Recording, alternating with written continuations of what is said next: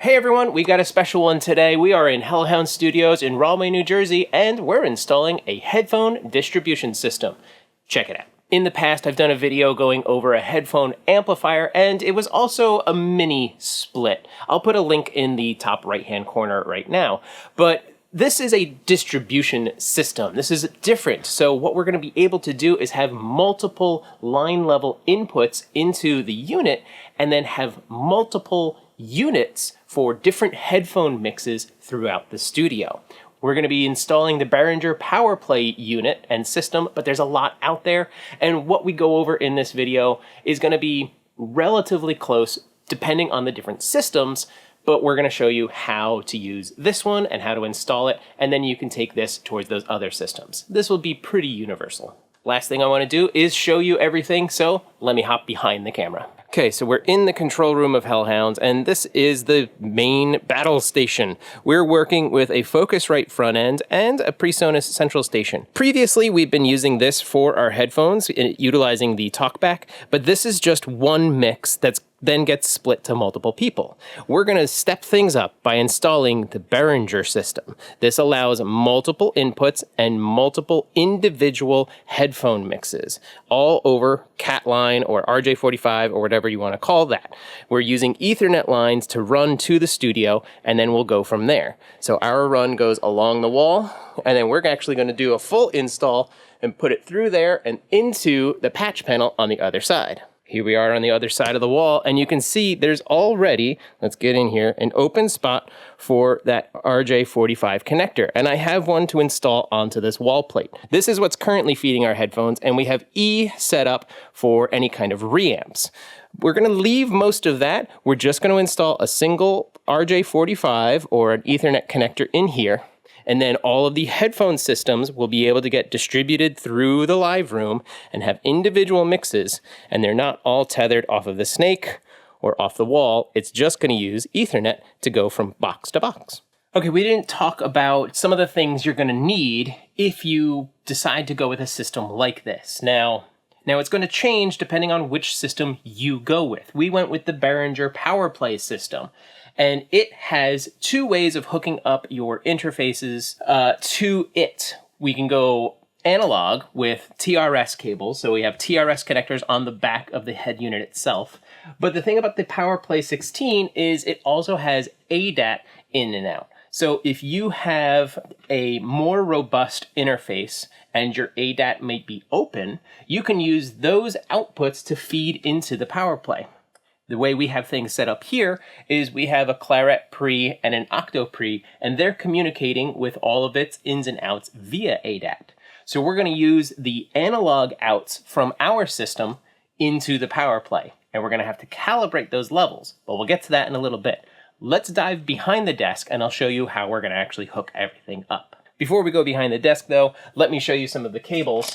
So first, you're going to need some kind of Ethernet cable, Cat6, Cat5E, Cat5A, I forget what the letter is, but either the highest Cat5 or honestly Cat6, they're pretty available these days.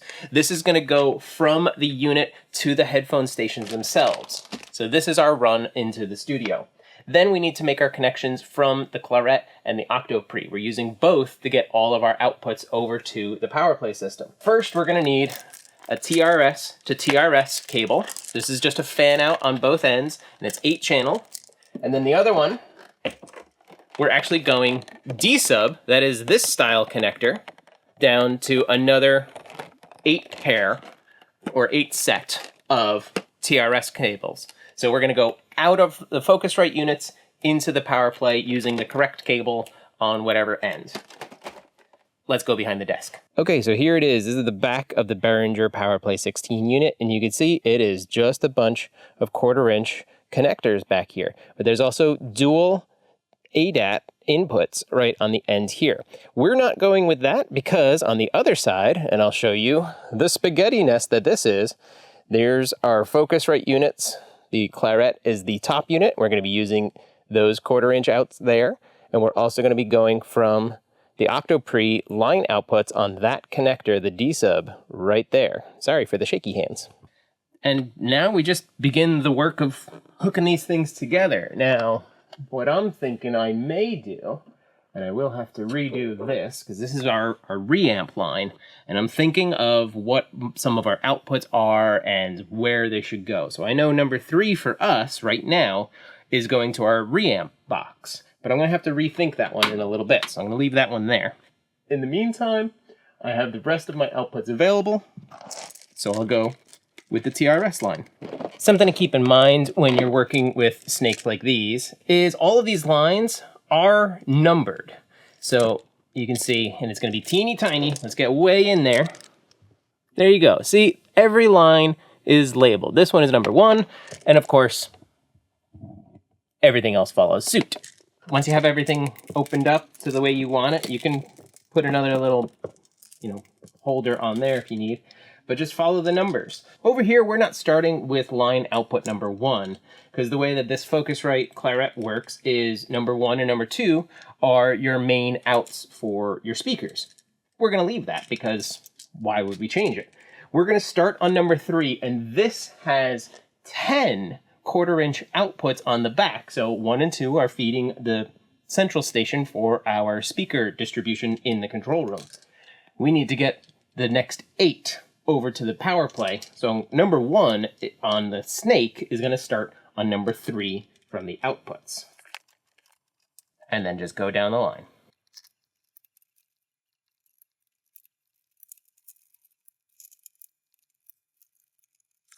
Always make sure all of your connectors are all the way in. I just did the last one and it didn't feel right, so I took it out, made an adjustment, went back in, it was good to go. Now I'm going to wire in the outputs from the D-sub. Now, you might be asking, why am I using a D-sub connector on the outputs? Well, there's a few different reasons. One is that's the way that the output on this unit works. It is set up on a D-sub. But another reason is we have a fan out for the claret pre, but we only have one connector that takes care of all of it into the snake on this end. So D-sub makes things easier. You can buy them pre-wired like this, and I definitely recommend that. But you can also buy all of the parts to make one of these yourself. You can buy a multi-channel snake and a D-sub connector, but you're going to have to solder each and every individual pin that is in there. And let's see if you guys can even see that.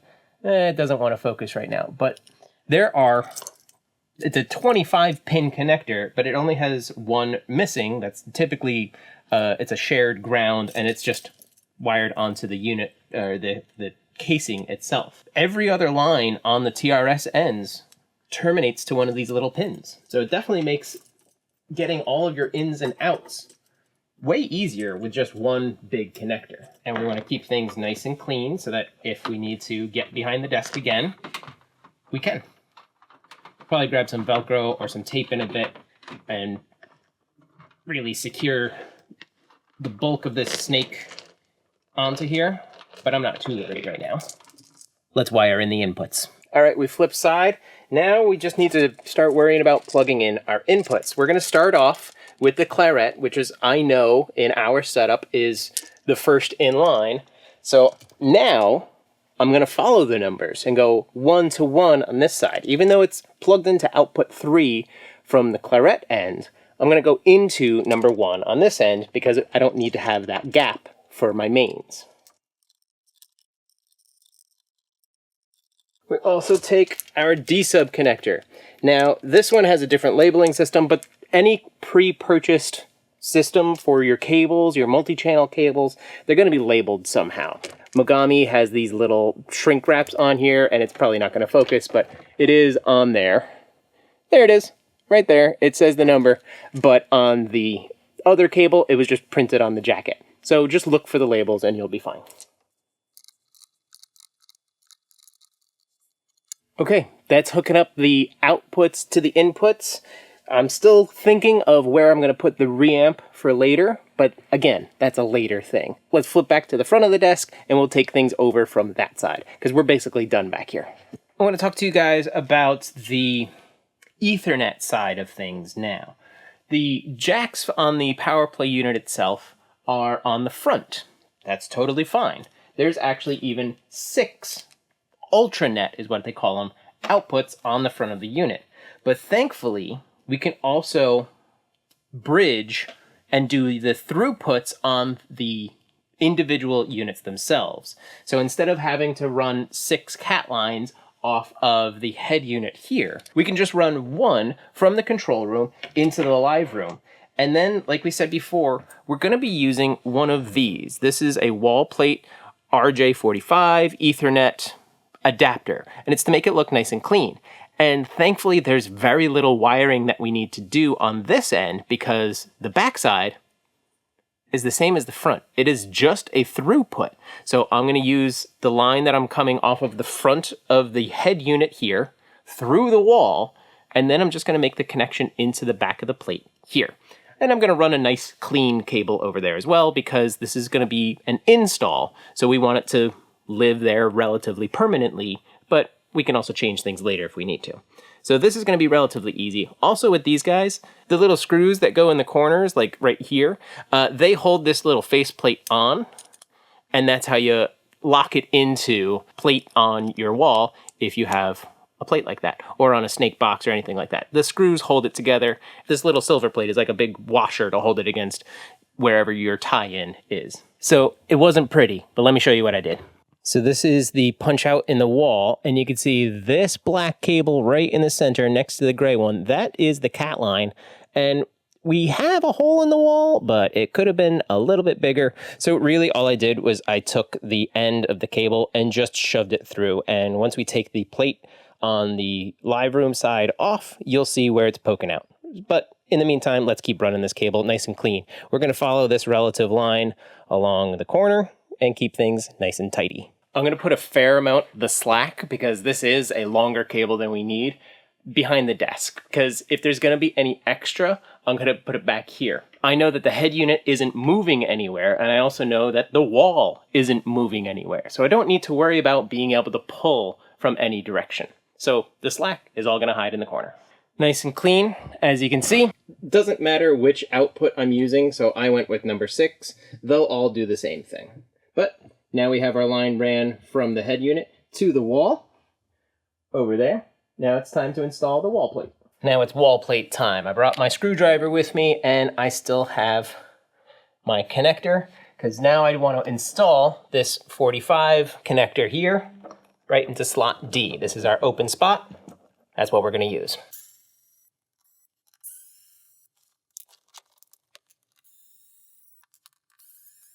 So if you've never seen the back of a wall plate, this is what it looks like.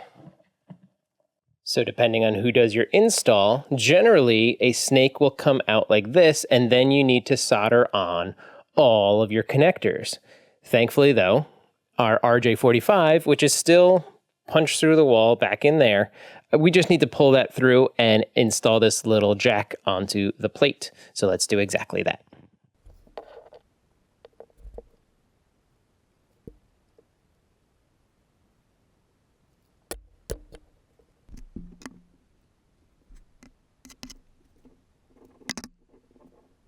Okay, so this was a little more difficult than I anticipated, but I thought ahead.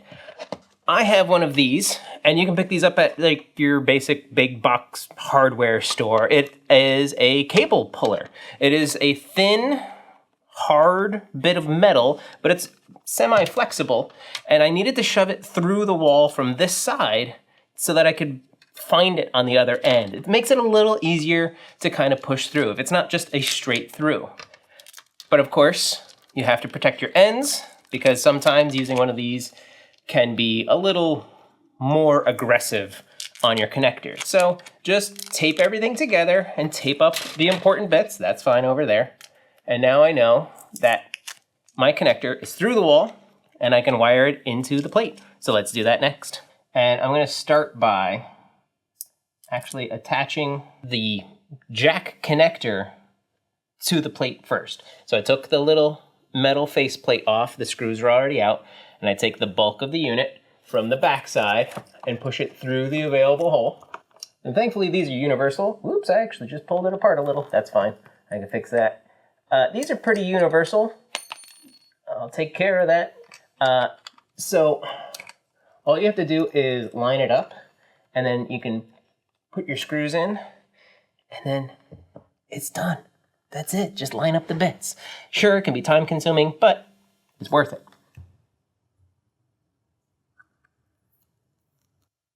And just like that, we now have a RJ45 connector installed on a plate.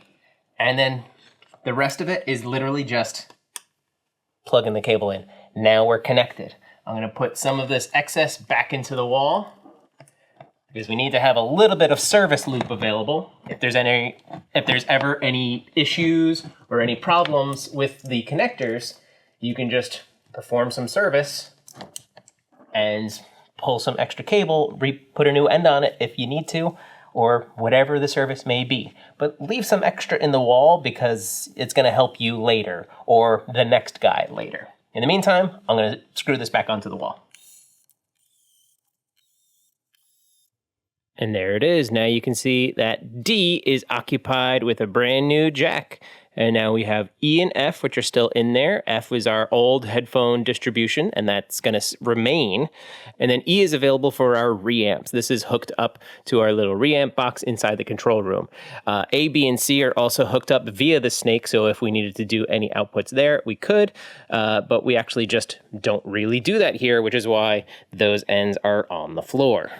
Everything else is all wired in, and we only have 16 inputs, even though we have a 24 input panel on the wall here.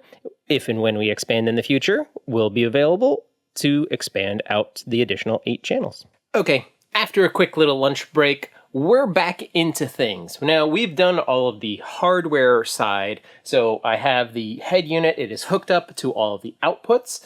It is ready to go, and it's powered on. We've ran the cable into the live room. The live room has the jack on the wall. We'll worry about the headphone stations themselves in a little bit. Now, let's take a look inside the DAW and inside our control software. This is where things are going to get different for you depending on what software you're using. We're using Studio One, and what hardware you're using, because your control software will look different. If you're using PreSonus gear versus Focusrite gear, you know, things are going to be different. So really, it's dependent on your I/O.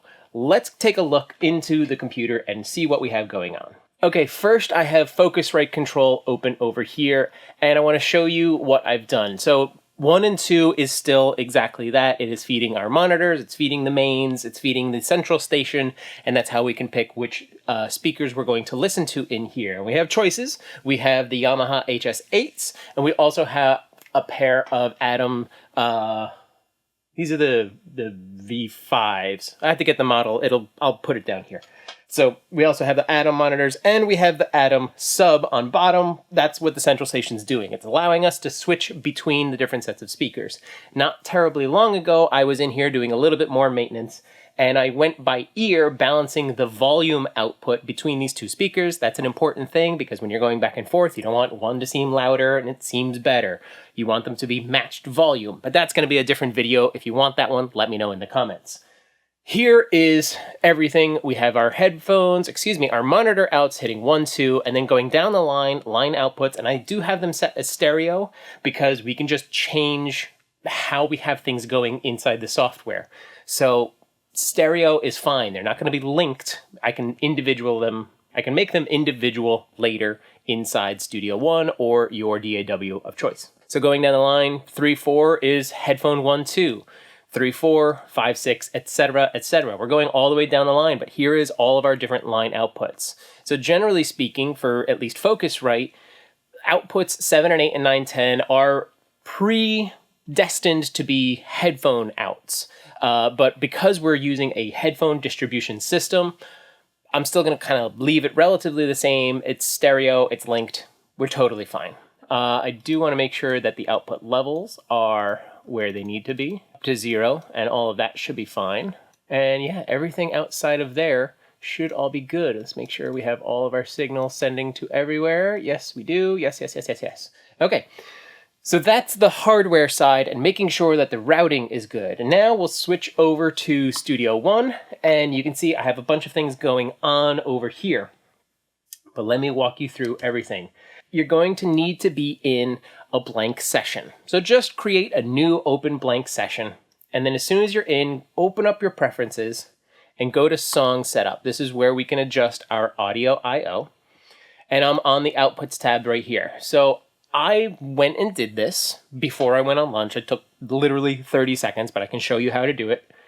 And I just went in and I renamed all of the outputs. So headphones 1, 2, 3, 4, etc., all the way back down. Now, this is going to be something that I'm going to change. I don't think I'm going to be using headphones 15, 16 because we have two things that I want to keep in the system. One is the talkback of the central station, and the other is a line for reamps. Reamps are a thing that can happen pretty regularly here, so I want to make sure that that stays normal. I don't want to change that. I want to make sure that our talkback works, and I'm going to have it feed into the headphone system. We'll talk about that. And my reamps. So this is how my I/O looks, and I'll just show you real fast. If it doesn't look like this or it doesn't have everything occupied, you just start by adding stereos or monos, whatever your setup is going to be, and add in enough. So I'm just going to make 2 extra right now, and let's say I need to redo outputs 3, 4 and 5, 6. So we have those before. Sub 1, let's just rename this to whatever we want it to be. We'll call it headphone 3-4. And then I'm going to hit tab to just very quickly jump to the next one. Headphone 5-6. Now they're relabeled. Because these are stereo, if we click on any one of the outputs that's available in our grid, it's going to just put the little linked left, right, just like that. And we can do the same thing for the one underneath. So now we know our main, just like it is by default in Studio One, 1, 2 is routed to 1, 2. The ones we just made, 3, 4, and 5, 6, are now using outputs 3, 4, 5, 6, and you can go all the way down the line for whatever your I/O is. On my end here, I already have that. I'm just going to remove these. I'm going to start here. I'm not going to activate the little QMix checkboxes. I'm probably going to come back and do that later, but I want to make sure that things are working first. So now I'm just going to hit OK and close off my settings. And you can see I have done a little prep work inside this session, but just make a blank channel, a blank track, anything, and it can be stereo, it can be mono, honestly, it doesn't matter. Okay, on my brand new track, I'm not even going to name it because I'm not saving, I'm not recording, I don't care. In the inserts, I'm going to throw on a tone generator because I want Studio One to make some sounds, and I want to feed this to all of these different outputs, then checking the unit itself to see that it's getting input signal. Okay, so I have my tone generator on, and here's some of the settings. It's just a sine wave. It's a 1K sine wave. I'm not using modulation because I don't need any modulation.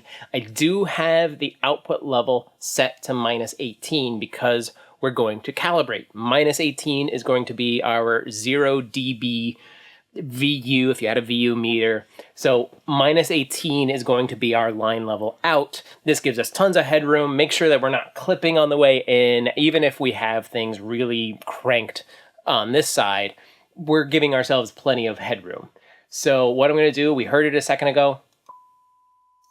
There's our 1K tone. Lovely, we have that going. I don't need that going to 1, 2. I want this going to 3, 4. So underneath in my routing on my channel, where it currently says main 1, 2, I'm going to change this to headphone 1, 2. In Studio One, we just came from the I/O page, and I know that headphone 1, 2 is what I named outputs 3 and 4. 3 and 4 are our first ones feeding the headphone system. So if I turn this on, we shouldn't hear anything, but if we look at the power play, the first 2 channels are going to light up showing signal. And bam, there we go. Instantaneously, we have checked and we have confirmed that our signal is going out and hitting our Behringer unit. Now we're going to switch through, and I'm just going to click through and watch the lights dance along to all my different outputs, making sure that everything is working. And so far, here's our first one, 9, 10. This is using something else, but that's fine. So 9 and 10, which is where the ADAT is coming through. 11 and 12, that's not happening. So this is easy. I just got to figure out what's going on for the back half, for the ADAT half. Outside of that, we are golden. We already have 8 channels into the headphone system. Because we're not making any sound and it's not annoying, I'm just gonna go right into my setup right here. And I'm gonna look, and it does show headphone 910 is getting signal. It's coming out, and it wants to go out output 11 and 12. Let me open up Focusrite control, and that's showing. So we're getting it here. Why are we not getting it through the unit itself? And it makes me think that is probably just something on the Octopre, a setting, a button, really nothing. Boom, there it was. And it was the ADAT to line button right on the front of the Octopre. As soon as I hit that, the little light went red and the Behringer unit lit up. So I think we found our problem. Go back to Studio One, change all these, and keep going down the line, and we are getting everything one-to-one exactly like we want. Now I'm gonna stop at 1314 because like I said before, I want my talkback and I want my reamp to all still live in all of this as well. I may have to make some adjustments because I know the reamp comes out from a 1/4 inch and it goes to a 1/4 inch. But we can use the snake to do that. I'm not worried about that. And then I just have to unplug cable that is currently wired. Here's what it is. On the central station. See, I'm working this out with you guys in real time. On the central station, there are 2 headphone outputs. I'm just going to use the second one to feed directly into the Behringer, and I'm not going to change any of the wiring like we said before. F on the plate inside the live room is already hooked up to the central station. So if I'm just tracking like a vocal overdub, I can use that totally fine. But if I'm doing a full band, I can use the Behringer system and work that way. So I'm going to use the other headphone output and have this feed into the Behringer. That's how we're going to get our talkback. Okay, now we're at the point, we've checked everything inside, we've checked and I've made some adjustments, I took care of some stuff. Now we can move on to the actual headphone units themselves. We have 4 of them here, you can expand up to a bunch. And I'm not gonna go over all the controls. If we wanna see something like that, let me know in the comments and I'll come back and do a full feature review. But really the important thing is how we hook it up. So right here on the back, we have an input and we have a through. So when we have multiple of these in the live room, we could just go into one and just start daisy chaining them to the other. Outside of that, you have all of your different channels on bottom and a bunch of different controls, including levels and pans and, et cetera, et cetera. There's a lot of different things. There's even an EQ per channel. One of the great things about this system is I don't need an external power supply because using a Ethernet line, it provides power over Ethernet.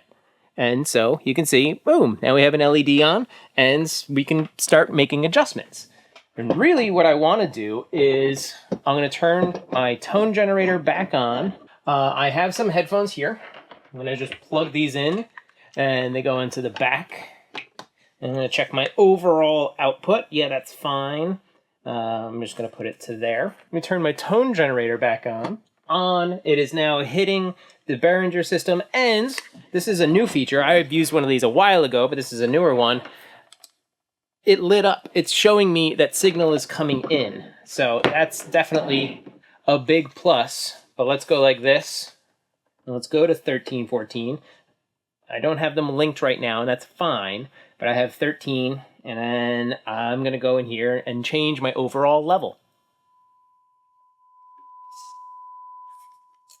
That is a success. I want to check something else because I just want to see if I need to calibrate. On the head unit itself, there is a 4-notched selector slider per channel, and so you can adjust the input sensitivity. I had it at line level, which was -10 dBV, but now I just want to go up to the other end and see if it's any better or worse. And I actually think I need to turn most of these down and have the input sensitivity proper. So the other thing I want to check We know we have tone going. Then I can move this across all of the different channels. But if I'm in 13, 14, and we saw everything else going, I'm not too concerned. One thing we can do here is we can make mix presets. That's cool. We can also link channels. But I want to check. I'm going to go to channel 15 on here because that is going to be our talkback. And I want to test. And now I know that it is definitely working. 1, 2, 2, 2. It's coming in pretty low. I'm going to be honest. 1, 2. Hey, yeah. Can you hear me? 1, 2. But if that's my big problem, if the only thing is I need to adjust the level, I can find where my input sensitivity needs to be and make my adjustments. I'm confident that this is doing exactly what I need to. I do have my talkback channel up all the way. But that's just what I need to do. We're looking really good. Something else I want to check is, sure, connecting direct in here, this totally works. I want to go back into the live room and hook it up to the jack that we put onto the control plate. And I'm going to grab another headphone station and make sure that the throughput works. Once all that's done, I feel really good. Then all I need to do is just type up some instructions for anybody that may come in here and use the headphone system when I'm not here. So let's go back to the live room. All right, moment of truth. We're back in the live room. Got my headphone unit here and its cat cable. Let's tie it in, and immediately we've got lights. That means we have successfully installed this. We have all of our channels available to us. If I go put the tone generator back on, it's going to come over. Now, I forgot to grab a second unit.